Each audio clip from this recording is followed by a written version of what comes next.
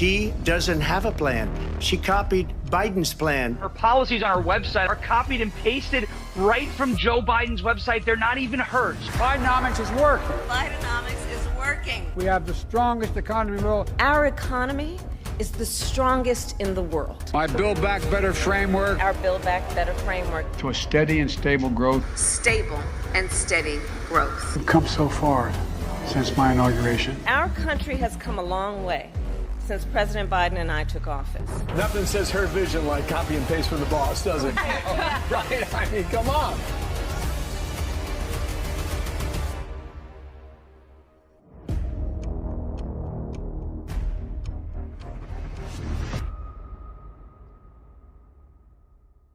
Kamala Harris is being called Joe Biden 2.0.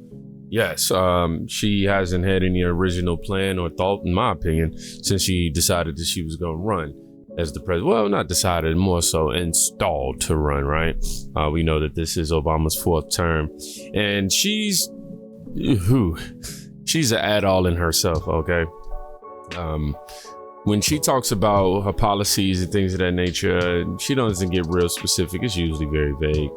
And we got a 11-minute clip to get through watching it, y'all. They said this is, Trump's War Room said this is our newest Trump ad just dropped. So this 11 minutes, oh my gosh. And when you watch it, you're going to realize she can't even answer softball questions.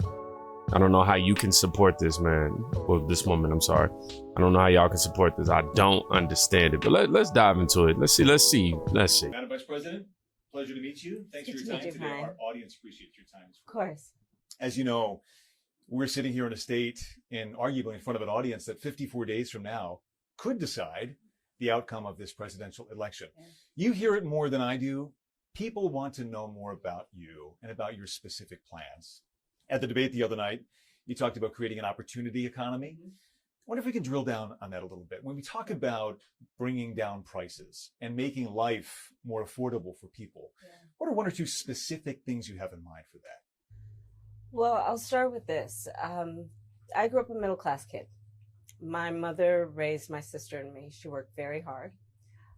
She was able to finally save up enough money to buy our first house when I was a teenager. I grew up in a community of hardworking people, construction workers and nurses and teachers. And I try to explain to some people who may not have had the same experience, if a lot of people will relate to this. I grew up in a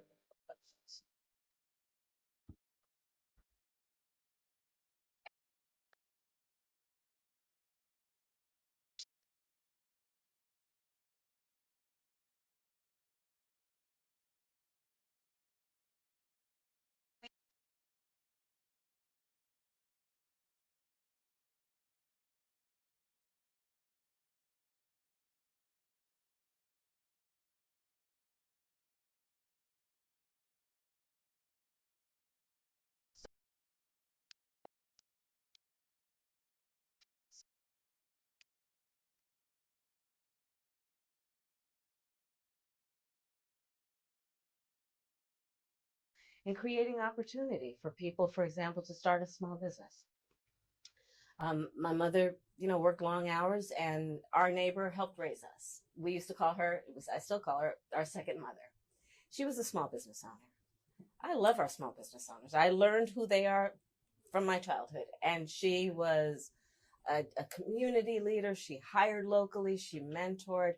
Our small businesses are so much a part of the fabric of our communities, not to mention, really, I think the backbone of America's economy. So my opportunity economy plan includes giving startups a $50,000 tax deduction to start their small business. It used to be $5,000. Nobody can start a small business with $5,000. But investing in people's innovative ideas That's and not giving true. them the ability to go for it. Opportunity economy means, look, we don't have enough housing in America. We have a housing supply shortage. And what that means, in particular for so many younger Americans, the American dream is elusive. It's just actually not attainable. What's the plan? So part of my plan is to work with the private sector and housing developers to give them a tax credit, to be able to partner with us as the government, to build, and my goal is 3 million new homes by the end of my first term. In addition, to help people who just want to get their foot in the door, literally. And so giving first-time home buyers a $25,000 down payment assistance to be able to just get in the door, and then they will do the work they need. I just want y'all to understand something. It's not her giving us nothing. It's her charging us everything. Think about taxes, man. Seriously. To do, to save and to pay that mortgage and to build wealth for themselves and their family. These are some examples of what I mean when I talk about an opportunity economy. And a lot of it has to do with just the community I was raised in and the people that I admired, who work hard, and deserve to have, their dreams fulfilled because they're prepared to work for it. You talked at the debate and at previous appearances about turning the page on the past. And in fact, here today in Johnstown, you're talking. She needs to turn the page on Biden's policies. About a new way forward. Yeah.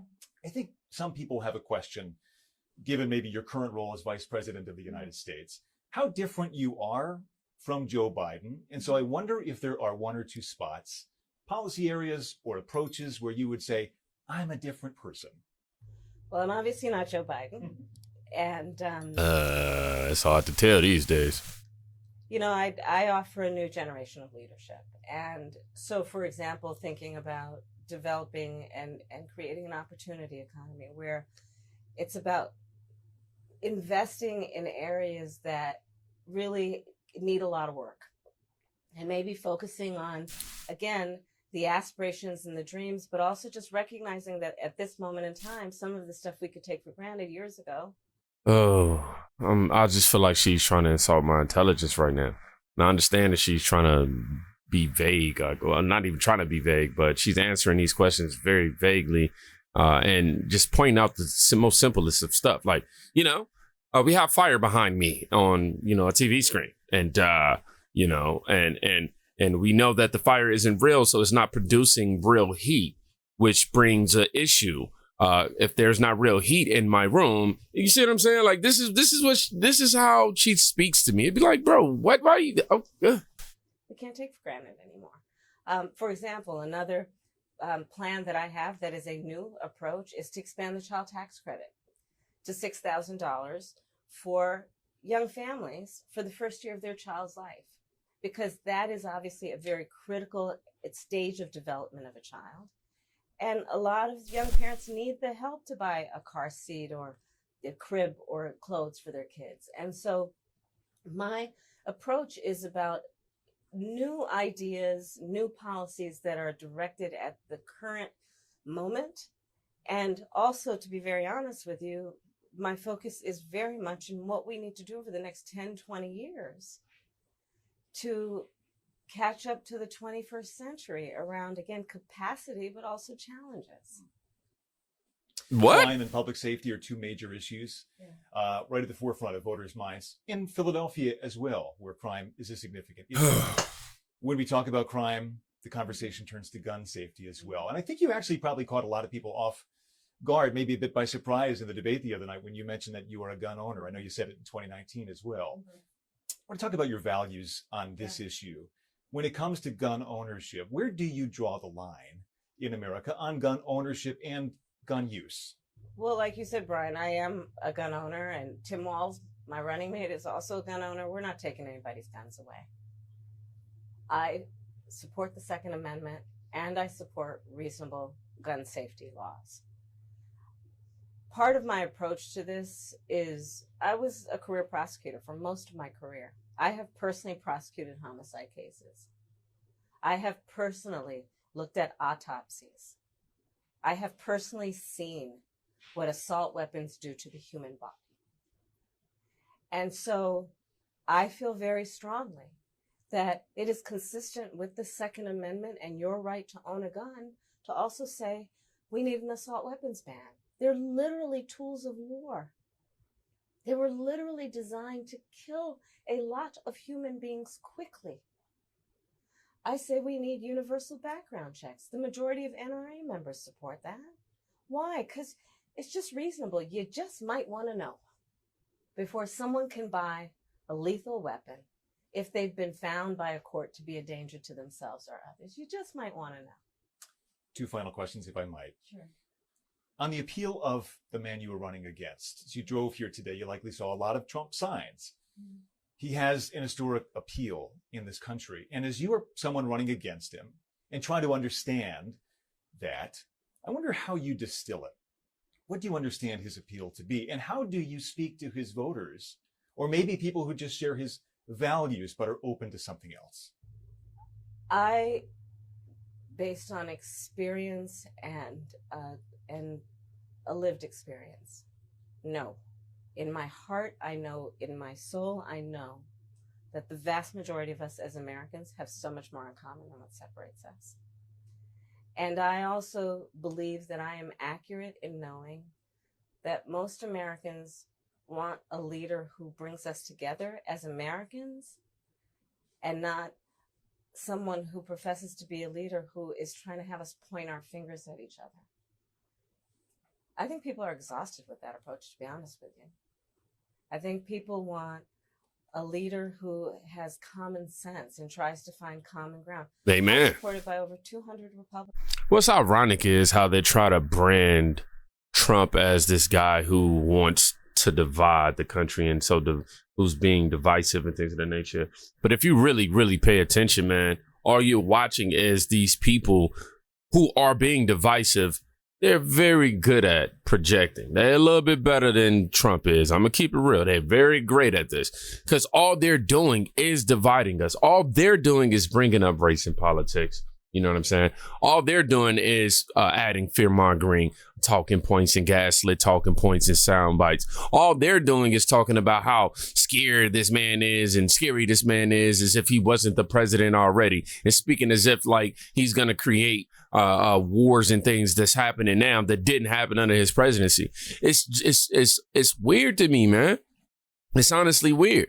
This woman is literally, she's on a debate stage with him, and she brought up race, you know, or the moderators brought up race. And when she was asked if when the topic of her being black was brought up, she didn't even claim being black, and nobody cared. You know what I'm saying? And people are, oh, y'all focusing on she's the one who brought it up, man. You know, she's the one. They not like us. They not like us. They not like us. And you mean to tell me that's not divisive? When you have this woman who's trying to act black, get on a BET, Black Entertainment Television, and she points to Trump and Trump supporters, insinuating that they white. Come on, huh? And then goes, they not like us, but then get on that debate stage and go, this man is trying to divide us. Are you guys stupid? Seriously. Who worked for both Presidents Bush, John McCain, Mitt Romney. I'm supported by the former Vice President Dick Cheney, former Congress member Liz Cheney. And I think people are more willing now, in light of the hate and division that we see coming out of Donald Trump, to say, hey, let's put country first. And come on, man. Stop it, man. Stop it. Talking about all he talks about is putting America first. That's all he's talking about. What are you talking about? I think that just makes us stronger and more healthy as a country. To say, look, we can all debate our differences around, you know, various policies, but let's stop with the division. Like, enough of that. Let's bring everybody together. And finally, as you introduce yourself to America in a new way, they've heard much of your story at the Democratic National Convention and in that debate earlier this week. If there's one thing that you wish Americans knew about who Kamala Harris is that you don't think they know yet, what would that be? I don't know. I mean, probably He's Indian. it's not very different from anybody watching right now. I love my family. One of my favorite things that I lately have not been able to do is Sunday family dinner. I love to cook. I have incredible friends. My best friend from kindergarten is still my best friend. I think that, I have a career that really And I said it the other day, you know, as a career prosecutor, I never asked a victim of crime, were they a Republican or a Democrat? The only thing I ever asked them is, are you okay? And Michael Jackson's still trying to figure out if Annie is okay. that's the approach that most Americans want, regardless of who they voted for in the last election, in terms of turning the page and charting a new way forward. I imagine you're looking forward to cooking Sunday dinner again. I am looking for it. Yes, I am looking forward to cooking. With the whole family gets involved, the kids each have their role. Yeah. Thank you, Brian. So much. Thank you. Thank you, Brian. So much. Thank you. Thank you. Never would have made it without you. Because making it through that interview, boy, I needed some Jesus. You know, it wasn't as horrible as previous interviews, admittedly. But, you know, not being able to answer these questions. And, you know, for the people like she did answer, man, very vague. You know, they asked her to separate. How can she separate herself from Joe Biden? She didn't explicitly oppose any of what Joe Biden is doing, or she didn't point out anything that she disagreed with. All she literally said was, well, you know, I'm just time to introduce a new generation of policies. It's like, come on, guys, how are you guys falling for this? You know, somebody says, imagine being such a shit tier candidate that if you do an interview, your opponent just shares it uncut and uses it as their own ads. By the way, this is an actual Trump ad. Seriously. That's what it was being posted as. She says, you know, then you remember when Kamala said that she's planning for, 10 to 20 year future. Oh man, this girl responds to that claim in such a savage way. Oh my gosh, I can't even talk right, y'all. Give me a second, my body's still loading. All Americans, and focus on what we can do over the next 10 and 20 years to build back up our country. All Americans, we don't have another 10, 20 years. At least for me, I don't have another 10, 20 years in me. I need something done now. I need a president to do something now. Unless you can tell me you can do something now, I don't have 10 to 20 more years. Now, I feel for this woman because I know exactly how she feels, and this was such a great response. We definitely need change in action now. 10, 20 years is a little too long. Now, I don't know if I'll be able to do another video today. I'm still not feeling too good, so I'm gonna go edit this real quick while I'm laying down, and if I get some more energy, I'll definitely be back up. Y'all just keep me in your prayers. I don't know exactly what's going on with my body. And they still, testing the blood work and all that right now, but I'm sane. I can walk, I can talk. I got control of my body again.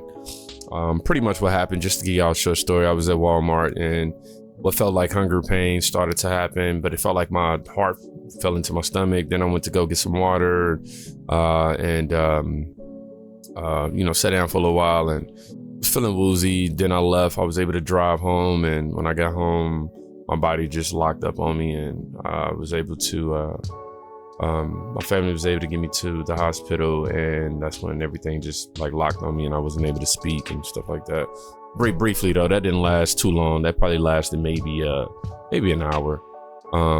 But it was terrifying, and I kept, it kept feeling like I was fainting back and forth, and yeah, and the nurse coming in and saying it's potentially this, and then the doctor saying that they haven't tested certain aspects and it's looking like this, and then them not being able to conclude and having to do further testing, and yeah, it's a lot right now, but I had to come home. I was begging, and yeah, man, that's enough of my story today. Y'all be safe. Go check on somebody today. You can quite literally be saving your life. Peace.